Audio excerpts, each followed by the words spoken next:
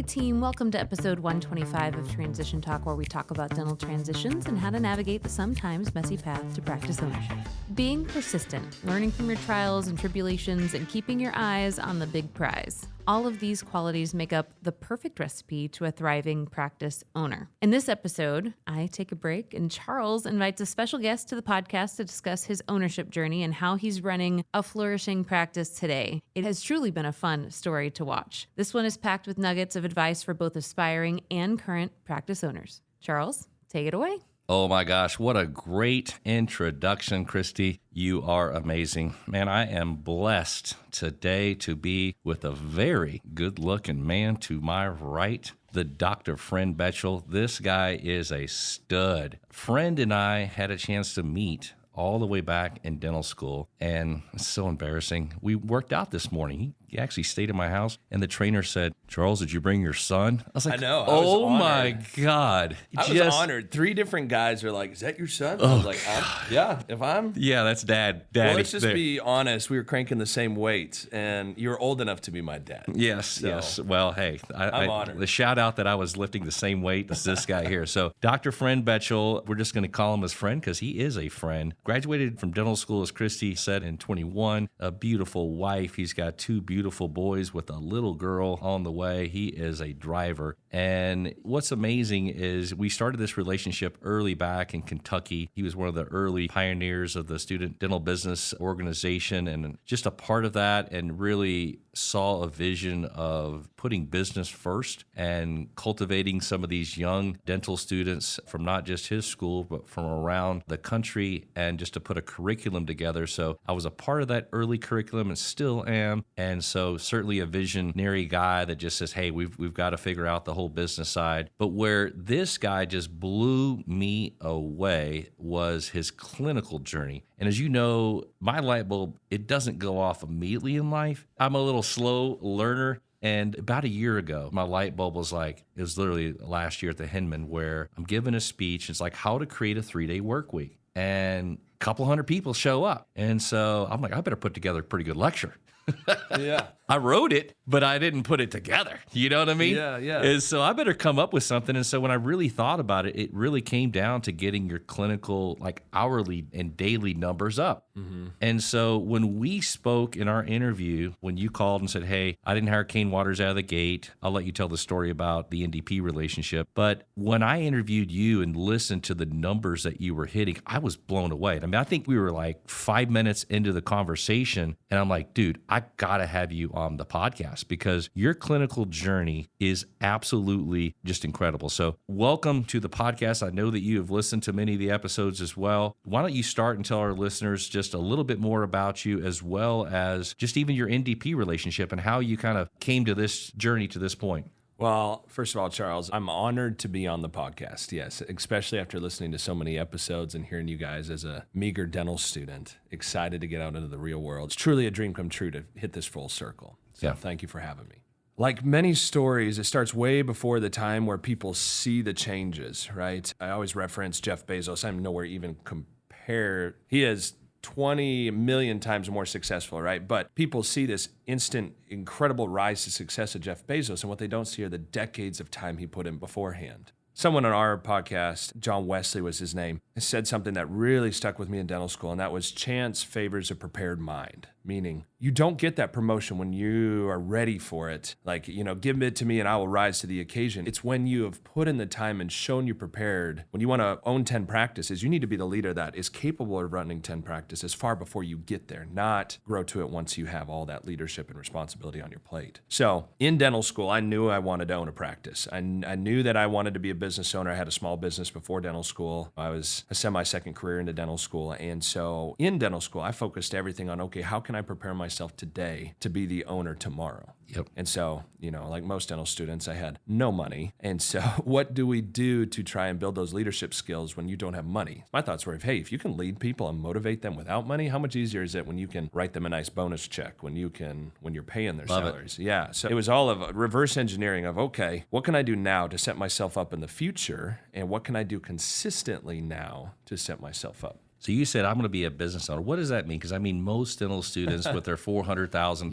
of debt, I'm going to go work for 5 years, going to go work for corporate. And so there had to have been like one or two or three of you that kind of said, especially in a group that it focuses on business. So you were one of those guys that just says, I'm going to do this. So at what point did you own? So you graduated in 21. So you get this dental license, everyone showed up to meet your requirements. And you're now this perfectly trained dentist because you've done all of 4 crowns. Yeah, you're basically not completely dangerous at that point. Yeah. I have learned one thing in this journey, that my dentist will never be a 4th-year dental student. No offense to any of you, but I'm going to wait till you get a little bit of training. No, take offense. If you think you are the king of the hill, brother, you have just started. You got your ticket. The work is now yet to be put in. Yeah. So you get out, and you were searching before, right? So you probably were searching for practices before. So what was that first one? I know there's an NDP story in here. So tell me about the first kind of practices and the NDP relationship. Yeah, so the biggest thing that pushed me was building that dental organization. I had so many people watching me. That's one of the biggest pieces of advice. Get accountability. I had the biggest amount of accountability. I had hundreds of students staring at me like, you've told us you can own a practice. Now, I felt like it was like, put your money where your mouth is. Yeah. So yes, my 4th year I built mailers. I built insanely beautiful mailers. You can hire virtual assistants to help you build these things. I've never heard of this mail campaign. Gosh. I'll put a link. I'll send you a PDF so people can just see it. Yeah. Here's a spoiler. Like it's cute. It's gorgeous. Don't do one. Do not do one, because you'll spend all this effort. If you make it look too nice, you know what the dentist does? Lands on his office. He looks at it, throws it in the trash because it looks like a magazine. He doesn't read it. I had horrible success with that sucker. So, well, I'm kidding, because this is my thing. Mailers? The mailers, but you have to do it the right way. Yes, and my second round was the right way. It was a basic postcard. I had super good success with that. Yeah. So it's a numbers game, and it's the open strategy. Open strategy is with the yellow envelope, lots of big tape on the back, and handwritten to and from, personal and confidential. High open rate. I open those every single time. You're right. I know it's not for me. Yeah, but it seems personal. It's true. Yeah. It's true. There's a strategy. So you did the mail campaign. Yes. You had success. How many do you think that you got back? How many opportunities do you think? From the first one, I got 0 calls. Okay. And then I went and called personally all the offices I sent it to. Perfect. And then I had a much higher conversion of that. I'm born, raised in Idaho. I really wanted to go back out west. My wife is from Kentucky. There's an entire story there. Yeah. Free advice. Southern girls don't leave their mamas. Yep. So, been preaching that for years. I have scored in the in-law department. I'm so happy where I'm at because I have such incredible family. But all to say, be prepared. Be prepared. Yeah. So all to say, I was negotiating a practice really hard in Washington where I wanted to move. And my wife we had just had our first baby. We had 6 weeks old. She was like, you move me, I'll kill you. And so I respectfully negotiated a practice in Kentucky as well. And that was the one where I hired an NDP. It was a large practice. The one out west was small, Another side note that you guys are way better than I, and especially Christy with NDP, is don't go looking for a practice that's $500,000. You can't support yourself, you can't make a good income, and you have not built a $500,000 to $1 million practice yet. Don't go buy that as your first one, right? You need a practice to earn at least $800,000 in order to substantiate an income, to substantiate the debt of the practice, and pay your dental loans. So all to say, good advice. Yeah, I was looking at a $1.1 million practice, I think, in Lexington, Kentucky, and it looked good. It sniffed right, and I knew I was way out of my pay grade and out of my skill set. So, we had talked a few times. You'd helped me multiple times on the business org, and so I hired NDP to do due diligence on that practice. So, free advice to anyone out there: definitely hire them before you think you need them, because the process with the level of due diligence that is done takes a long time. Yeah. So I remember hiring, thinking I'd get my stuff back in a week and we'd move. Yeah. And Christy was like,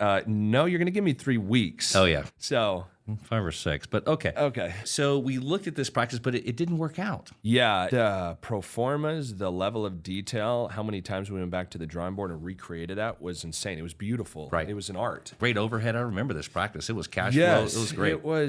And the doc actually was Japanese, and he wanted to go home and to take care of his parents. And so he kept actually lowering the price. So we started, it was in a highly desirable area. Again, we don't need to go into all the semantics, but it was an insane business deal. But he kept doing things that made me lose trust, where there were some serious integrity issues there. And going out of dental school, you're going to throw all your eggs in a basket. Right. And I was like, if I can't trust you, Yep. what else is under the hood? Yep. And so several other items there, I was just like, this is not a good family decision. This is not a good faith decision. It may be a good business decision, but I didn't get into dentistry just to make money. right? We want to make a good income. That was 50% of the reason I chose dentistry, but not all of it. Well, I think there's something too from a lesson here is you have to be willing to walk away from some of these deals, Well, even and I though was- financially they were great. I was 12 grand invested as a Yeah. poor dental student, right? Yeah. This wasn't like I was walking away with no skin in the game. It hurt. Yeah. It Yeah. really hurt. It's good though. That is okay. It's the 12 grand. It's worth it. And plus, on the second, the third, and the fourth, like dating, you know what the next one looks like, and you know when it's the right one, right? No, I don't say that to say like I regret it. I'm like, 100% it was the best decision ever, and I would do it in a heartbeat. Yeah. So we got a second practice, and this is the one we end up purchasing. I know you probably looked at others, but just high level, what was the collections of the practice that the one you ended up Practice purchasing? was doing similar, right? Okay. I'd learned, again, I'd say my motto in dental life, in business, is find those that are doing what you're doing and just be a copycat. There is nothing, Ecclesiastes talks, there's nothing new under the sun, right? So find people who are doing what you're doing and try and use advice and be humble and circumnavigate their mistakes. Get there 10 years earlier. Yep. So went for another practice. It was doing 1.1-ish, and I bought that practice for $900,000.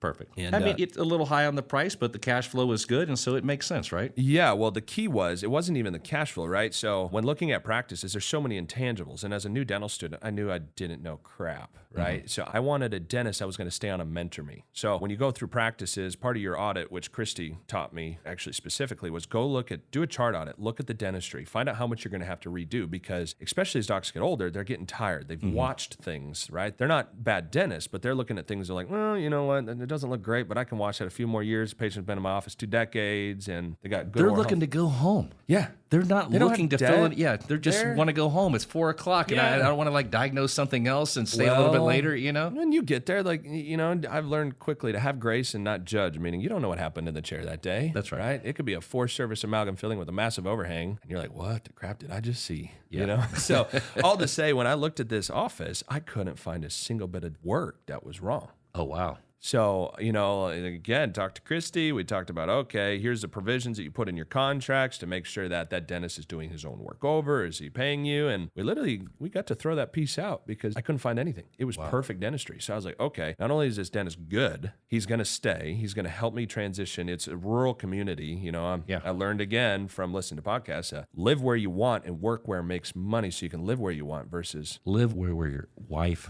wants to live. fair. Okay, I'm not where I wanted. That's true. Live happy wife, happy life. That took me 7 years of marriage to figure out, but at the 7th year, the trials and tribulations were over. So let's get to the meat of this. So we bought this practice, and then we pop on this phone call, and I feel like a lot of dentists, when I interview in my role at Keen Waters, where I interview dentists, and it's like, what's your pain point? And your pain point was like, I've got a big practice. I'm doing some massive numbers and taxes, right? Yeah. So that's you were kind of coming with that pain. No one likes to pay $500,000 in tax. No. So you've got this big tax issue. So then I started asking you numbers on the practice, and I'll let our listeners figure out the math. I'm not going to share the numbers, but when I heard the size of this practice, and then I remember just like, what year again did you graduate, friend? I mean, thousands of people that I know, like, what year's like, I was 21. Did you do a GPR? No. I just went straight out. Oh, that's right. Oh, my God. That's right. Yeah. And then I started asking, it's like, well, dude, like, what are you doing a day? Because that math doesn't make sense to me, right? Like, how much are you doing per day? And when you started dropping, just casually like $9,000 days, I was like, whoa. I go, stop right there. I need to know your clinical journey. Yeah. Because these numbers just don't magically happen. It's not like we can just be in rural Kentucky and just automatically be fee for service and automatically just charge $2,000 crowns and automatically charge this and that. This came from your ability to not just grow the practice and acquire others, but it also like kind of build a practice in a practice. And to do that, you did some crazy amount of clinical training postgraduate. So what I want to do is, just as you open with on your Bezos things, is like, just the dude worked 1 million hours. You have worked 1 million hours to be where you are. Yeah. But I mean, you're working 2.5 days a week. Now, I'm not going to say you don't have struggles. Yeah. But it's a beautiful life. Yeah, it is a beautiful life. Yeah, you do live a beautiful life. Beautiful wife. I've seen the boat. Yeah. I've seen the surfing. I see the cars. I see some of the things that you've got going on. Yeah. But what I want to do is, if we can, let's just go through the investment from a time standpoint and even share some of that clinical journey that you had. So you get out of dental school in 21, you buy this practice, you're now working with this clinician that's got some pretty good hands and skills, so you're learning from him. So what did you do that first year? 21, you've got, a few months underneath your belt. Now all of a sudden you're like, okay, maybe I need to go and press myself on the clinical side. What did you do that first year? What did you invest back into yourself? Yeah, the caveat here with all this information is Charles will have my contact. I'll give you my email. You guys can always reach out to me, and I can have very open and candid conversations with you because I'm happy to share anything. There is no inappropriate question with friend Bechtel, specifically because I want you guys to learn, I want you all to mimic what you like and, eat the food, spit out the bones, keep the meat, if that makes sense. Like, watch me go down in flames or watch what's successful and recreate it because that's all I did. So I did what every high achiever and glorious production savant would do. I moved back in with my in-laws and lived in their basement. So 2 hours away from the practice, I commuted that 3 to 4 days a week because that's what I needed to do to buy the practice. We sold our home. We had a small duplex, and I sold that with enough to get an SBA loan to buy that practice. Again, learning from others, and I'm going to say that over and over and over again because I need listeners to hear this. It's not me. Business it's really not not complicated. No, it's math, and you got to take emotions out of it. Scott Luna is a phenomenal mind. He's a phenomenal mind, and he told me a couple of things. And one, he's like, look, do you want to have a Ferrari practice and drive a Camry to work, or do you want to have a Camry practice and drive a Ferrari to work, right? So that was one thing that stuck. And then the second is you do not need to be building your home. This is not your home. This is not your baby. This is your business. It needs to be logical. It needs to have reason behind it. And then go home and choose the colors on the wall at your house that you care about. So specifically, I looked at ways, again, that I was taught that you need to learn at how to build yourself as an asset and build an asset rather than try and build an income. The income will follow. Okay. So meaning I didn't go out going, you know what, I need to make 500 grand my first year. I need to make $1 million my first year. I need to make 200 grand. I didn't have those goals, right? I put my loans on deferment, meaning I had $0 a month because I needed to put that money somewhere else. And I took every cent I had and I poured it into CE and investment in the practice. So I turned to my wife after the first year and says, baby, how does it feel that I worked and we made $0? Which was kind of a lie. I set up a $4,000 a month payment. That's what I paid myself my first year. It was $4,000 a month. So immediately into that practice, I hardly worked clinically. I focused on the infrastructure. I focused on the systems, just trying to clean it up. That doctor did bread and butter dentistry only. He would do some molar root canals, little to no extractions because he was 70 years old and was hurting his hands. And then I started pouring into CE. So the first course, and again, asking just hundreds to thousands of questions to other new grads that I respected, where is the biggest ROI? What did friend want to do? Where is the biggest ROI on time, right? Because time is our most valuable commodity. Anyone will tell you, like, you're going to hit a point in your life where all you need is money now, and then at some point, all you want is time. So I was like, okay, my dad wasn't there growing up. I loved my dad, special to me, zero frustrations there. But I was 12, 13 years old before I really got to know my dad because he was in school and he was studying. And there was a whole reason I went dentistry, but instead of medicine. I'm like, okay, what can I do differently so I can be there for my wife and be there for my kids? And so, spoiler alert, when you own a business, your mind's never off. That's my biggest struggle right now is like, how do I be present? I can be home, and our biggest fights with my wife is like, you're here, but you're not here. So there's lots of unsexy sides to this too, but I've never worked more than 3 days a week. And my income is double, triple, quadruple what the... It's more than $4,000 a month. Yes. So year one, what did you do CE? What did you invest in? Yeah, so I graduated in May. I bought the practice. A lot of work, no money till August. I bought the practice in August. First course, oral conscious sedation. So there's 2 out there. There's docs. I didn't take that one. I've heard great things. I took stay in the box sedation with Brian McGee. I can't recommend it enough. Good. I don't remember. I'd say it's about $4,000 for the course. It's about $4,000 to $6,000 for the materials. When you're looking at a CE course, you need to look at what is necessary to implement, right? So you got to be very careful when you do CE because taking it is, knowledge is not power. Applied knowledge is. So it doesn't matter what you know. It matters how you implement. And 50% of that is your team, right? Or I'd argue even 80% of that is your team, right? You can store stuff, but your team, one, has to be on board. And 2, they have to be the ones to implement because you're the one who does the work, but that patient sees a lot more than everyone else, right? Yeah. So I did oral conscious sedation. All in, that was about $10,500 by the time you're done with everything else. And I read a lot of books. Tell me about those. 3 No-Brainers, How to Win Friends and Influence People, Never Eat Alone by Keith Ferrazzi and Paul Homilys. Isn't it great when patients say yes? Now, I don't just read these books. I took notes on these books. I outline these books. Consistency is everything. I used to get up at 5 in the morning in dental school, and from 5, sometimes 4:30, I would have a morning routine and I would study till I got to dental school. And I did that every single morning. I saw zero return on investment on that, ROI. Fun term that dentists don't know. I learned that one quick. I did this for months, and then all of a sudden, this flywheel, another thing great to learn the concepts on, we don't have time now, but opportunities just start to appear. You see things you didn't know. In dentistry and clinical, it's the same thing. Once you start to learn where an implant goes, how to do a sinus lift, how to do these different cool procedures, you start to see dentistry differently. Right? The same mouth that may have generated $5,000 now generates $20,000, not because you're fictitiously making things up, but you see the mouth, you see ways to take care of this patient, you see ways to change their life. It's diagnosing, right? So that's diagnosing, it's seeing. Yep. It's everything. So I think with that knowledge, and that's where, I've interviewed so many people, so that diagnosing is so important. Yes. You've got to now not just be able to diagnose it, you need to get the treatment plan right, the Homily, getting them to say yes for the treatment, and then that confidence now on being able to do it. And so to me, there's just that. Or just even having the patient see that value in it, right? Like, what does a patient want? Yep. And how do you reverse engineer everything they need into what they want? It's not just, Well, there's an art in a case presentation. 100%. Right? And that's exactly what, and I know Paul extremely well. And we were sitting on the couch last night telling. Trading stories. Trading stories. And so a great story to tell is, as far as communication goes, Paul Homilys took a course called Speak Like a Leader. It was in Chicago, probably a solid 15 years ago. I was just kind of getting on my feet on the ground of like, hey, I want to be a speaker. I want to get out and in the public and speak to dentists. And that was my first course I took. And I watched a father and son. The actual father was a dentist and the son was a lawyer. I think I told you a little different that story, but that's the case. And this lawyer, young guy, maybe 25, 27, just finished his law degree. And we had to go and speak in front of these 6, 8, 9, 10 people. Practice speeches.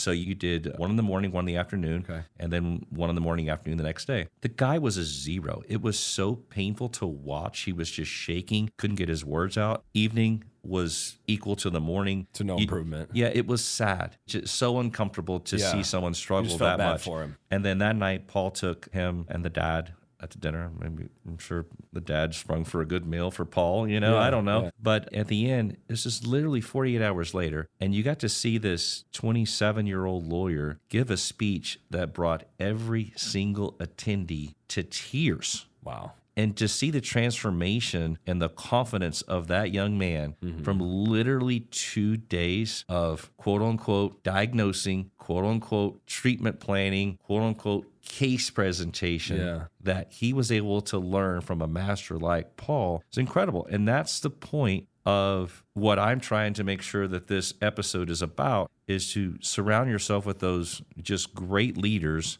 to, one, do that, hear motivational stories like yourself, friend, where you did all of this training and read all these books, but also took a whole nother level of taking the clinical training. And I want us to finish and kind of work on that. Yeah. So you started these courses in 21, but man, let's knock out what happened in 22 and 23. We're obviously the early part put it together for you because so I didn't realize how much I'd taken. You've done a lot. So how much, and I don't think our listeners are going to believe this, so let's talk about 2022 and 2023. Yeah, the sticker shock is I spent more in CE after school than I spent on school in the first couple of years, Wow. So on CE and the necessary equipment to complete that said procedure or whatnot. So let's go through. I can see what you wrote to me last night. So give me some high levels. So oral conscious sedation, no brainer. Do it. Just sign don't up. even ask. Do it. Got it. High efficiency endo. If you're an associate, absolutely no brainer. As an owner, absolutely no brainer. Get some implant courses, I know. Yeah. So high efficiency endo, Monday morning dentistry is the one I'd recommend you take. It's all about systems and efficiency. And then efficient extractions, no brainer. Is socket preservation and grafting is everybody needs it when they're in pain. You're the hero if you take them out of pain and they're motivated to do it, right? So that's a whole entire conversation in itself. You can generally do that pretty affordably, right? So I spent about $88,000 the next 12 months just in CE. Yeah.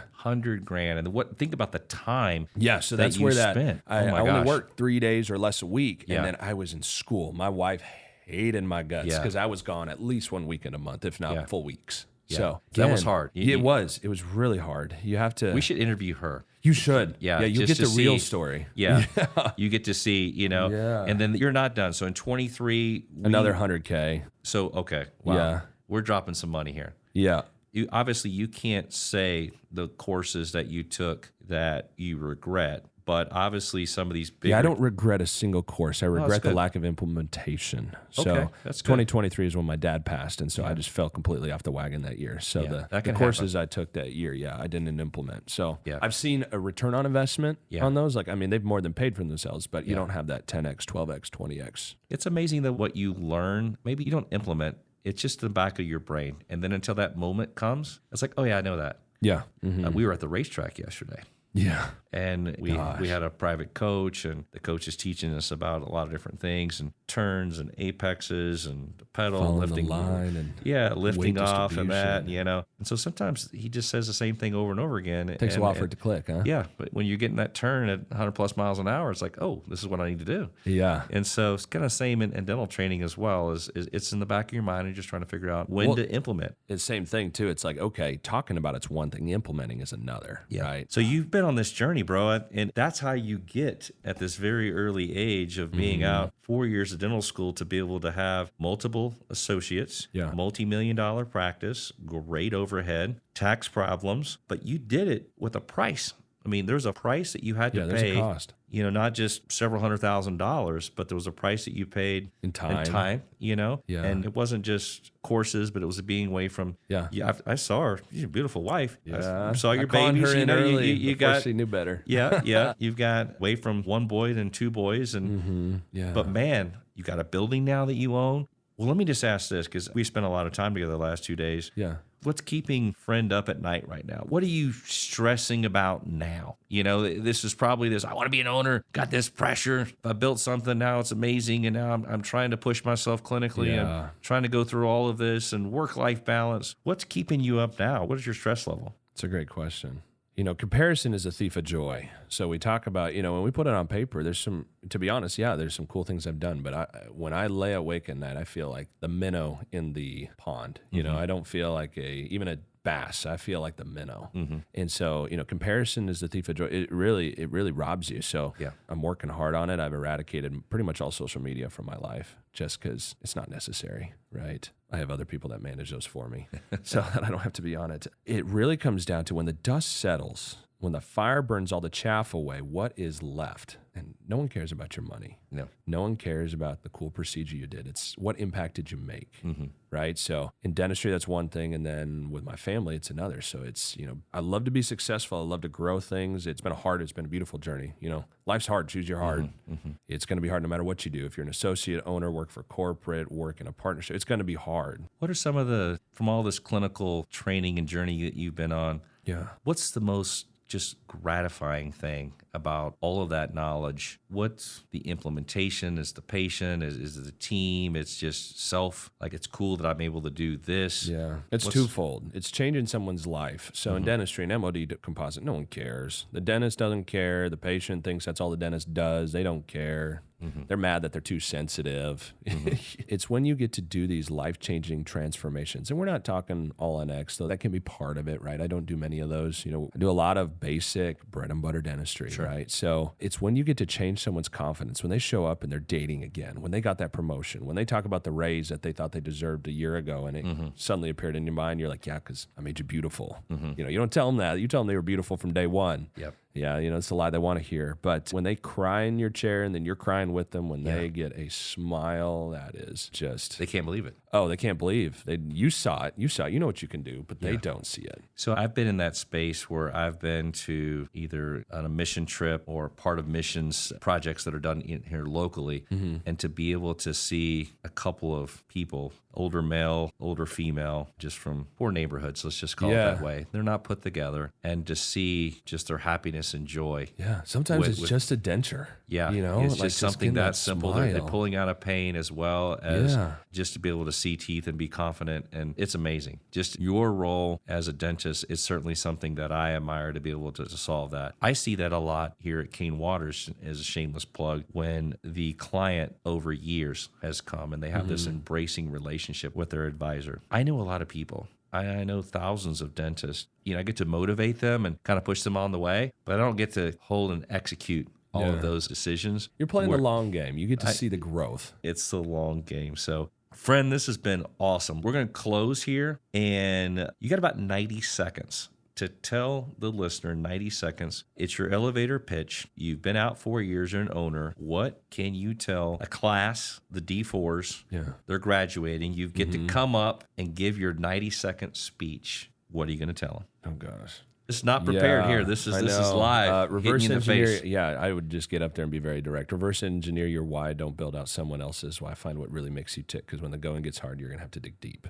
No matter what you do, it's going to suck. There's going to be times it's hard, and you need to be able to pull yourself up by your bootstraps, have the accountability, and do it. You need to know you're doing it for the right reasons, and money is not it. It's going to be hard. It's going to be hard. Life is hard. Choose your hard. We talked about it, and it's not exactly PC. If you're going to be overweight, you're going to have your own problems. If you get up early and work out like we did this morning, it hurts. Yeah. I can't hardly walk. You have to carry me up the stairs. Yeah, there's emotion into accumulating wealth. There's emotion into being a business owner. There's emotion in debt. There's a lot of emotion to all of this. And so, man, you have been an inspiration to me. I hope that our listeners are also equally inspired. We will certainly share your contact information on our blog that the beautiful Jo Ellen just magically puts together and just shows up on time for the podcast. So, listeners, this has been amazing. Friend, it's been awesome, buddy. Good to see you. Have a great consult today. And got a highlight of my year already. Oh, yeah. Listeners, we'll talk to you soon. Bye-bye.